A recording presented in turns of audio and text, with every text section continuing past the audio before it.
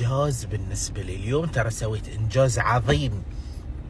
انا يمكن مو الكل يدري ان انا فيني فوبيا، يعني مو باللي بس اخاف من الكلاب ومن القطاوه ومن الطيور والارانب والسمك. حتى جاتني فتره والله العظيم ان الدياي المثلج اخاف منه. فيني فوبيا، يعني اهلوس لما اشوف شيء كذي، اهلوس قطاوه هاللون. حتى ذي الكلب بالموت والله العظيم، ما كانوا يعني اصحاب المحل يشوفون ان انا ميت من الخوف. يا ولي اقول بسم الله بسم الله بسم الله بسم الله, بسم الله. يا وقتها قال لي بس شيلها عقبها خلاص بيصير اوكي. قال لي شيلها، قلت له مستحيل. زين قلت له يلا يودها وانا بحاول اشيلها.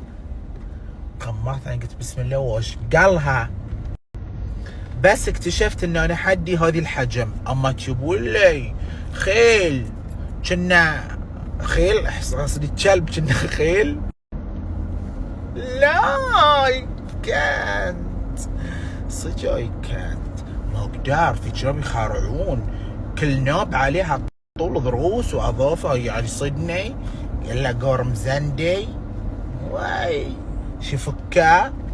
حتى لو اليف بعد اسمه بهيمه، سبحان الله يقرم مني.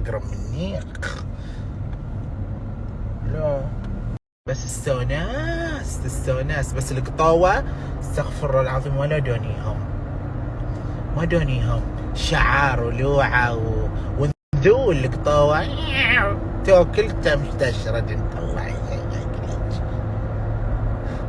معروفين القطاوه اكالين ونكارين، يعني ياكلون وينكرون، مو نفس الكلاب وفيين وهاللون. فافكر يعني عقب ما باخذ استشاره من الاهل وعقب بعد ما تعود اكثر على الكلاب اني اخذ لي كلب صغير ما يكبر، مو بش حلوه زين عقب لا صار لي كنا ضحيه العيد. ما احب هاللون، احب يتم صغير حلو. عاد انا ما اتحمل مسؤوليه، يعني هاي بتقعد يعني عسكم الله تباول ساعه قعدة المحل بركات ومشات حلوه زين. شلون بعد الحين هذه بعد تبي تقعد تريج الماي وريحه ودي معبر. بس اني ابي احب واجر، احس اجر والله العظيم.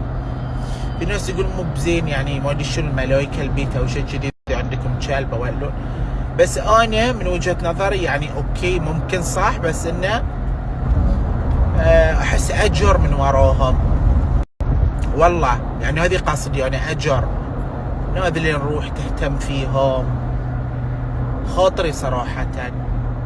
بس صورت تصور مع الكلبه حلوين قوي.